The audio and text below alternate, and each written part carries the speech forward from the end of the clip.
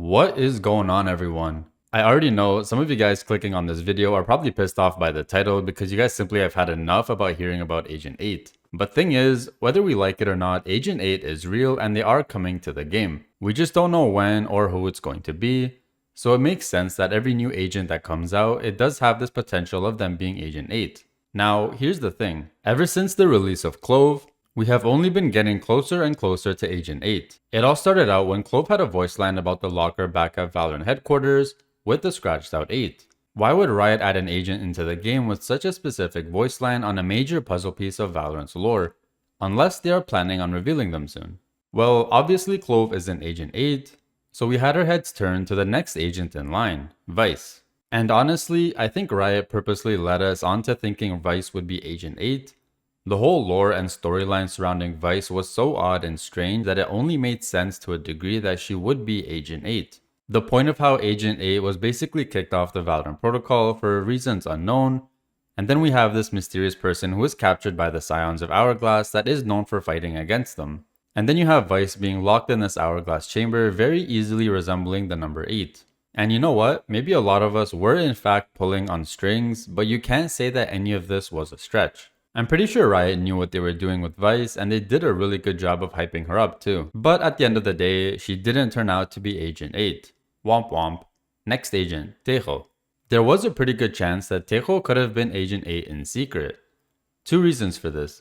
The main one being that Brimstone really does not like Tejo. Even after he was added into the protocol, Brimstone was basically looking for any reason to kick this guy off the team, especially based off this email here.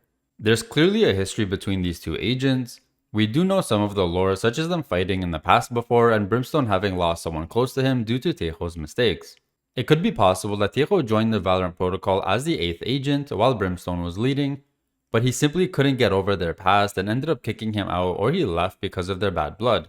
But the problem with this theory is that as the 8th agent joining the protocol, all the other agents before him such as Viper, Omen, Killjoy, Cypher, Sova, and Sage should know him as they all joined the protocol first.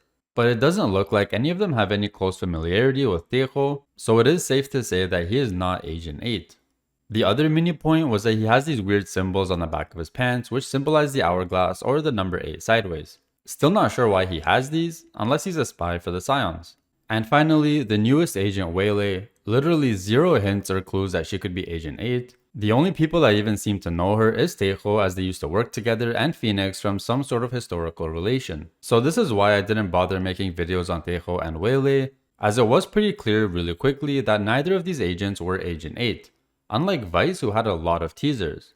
And ever since Vice was released in general, I feel as though the whole hype and discussion surrounding Agent 8 has died off and people have kinda forgot about it. So I do want to bring it back because it is a really big part of Valorant's lore that we should keep a track of. And another really big thing to keep a track of are these awesome deals over at Apex Gaming PCs. With spring now here, Apex Gaming PCs is offering huge savings up to 25% off on their PCs. Whether you're a casual gamer, competitive gamer, or a content creator, Apex Gaming PCs has a huge category of PCs to choose from.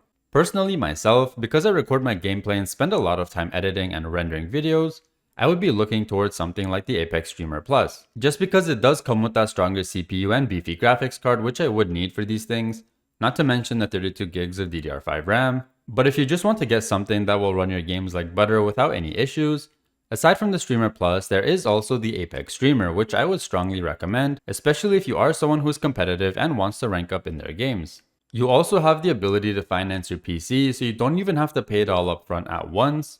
And on top of existing promotions, you can use my personal code Nibble on checkout for an additional 5% off your order, which does stack on top of promotions which are already active on the website.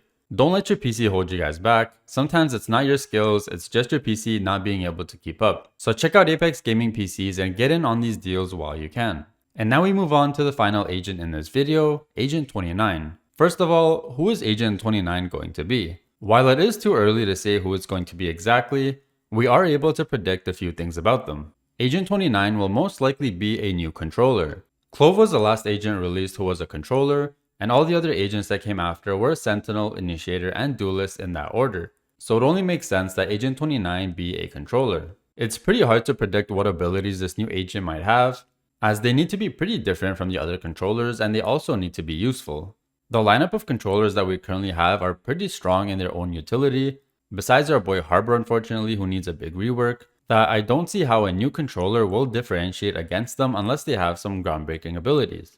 Like when Clove came out, their ability to smoke while being dead completely changed the whole game and brought an entire new aspect of how team comps and executions were done. And I definitely think that we're going to see more agents in the future with a similar trait of being able to use their abilities after they have been killed. But when it comes to the smokes themselves, Brimstone, Astra, Clove, and Omen basically all have the exact same smoke, just with different colors and minor differences.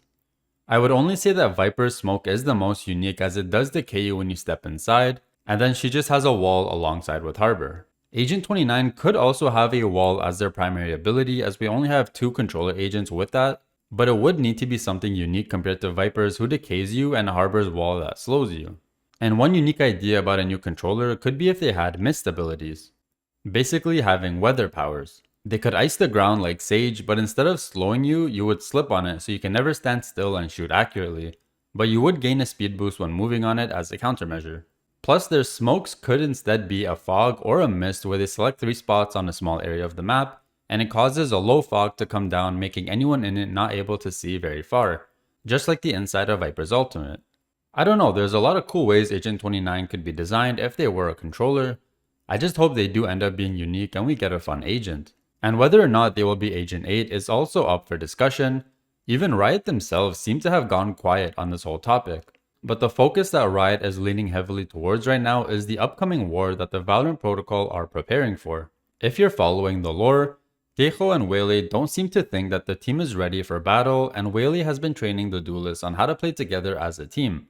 I think as we keep moving on, we will end up getting more agents before this major conflict takes place because from the looks of things, the Valorant Protocol are not able to take on this big task.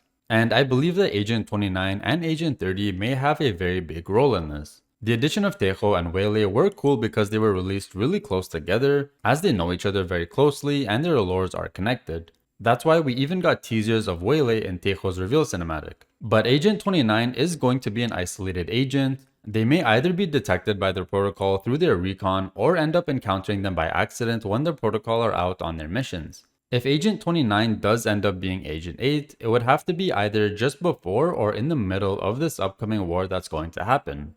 And the reason I say this is because since Agent 8 was left or kicked out of the protocol in a negative way, there needs to be some sort of redemption story. And what better way for Agent 8 to redeem themselves than to rejoin the protocol when they need help fighting a war? Or if the protocol are down bad during the war and Agent 8 comes in to save them and help them win. I do think we're on the verge of seeing Agent 8 introduced, and I'm sure it's going to be tied into this war that Whaley and Tejo keep talking about. Let me know what you guys think in the comment section down below about Agent 29 and their potential abilities. They may even be closer than we think because in VCT Masters in Toronto, there is a show match that will be happening which we don't know what the topic will be about. It could either be a new map or a new agent, so we'll have to see and find out. I hope you guys enjoyed this video, drop a like if you did and don't forget to subscribe so you don't miss out on Valorant's lore and game updates as they come out. As always, thanks for watching and I'll see you all in the next one.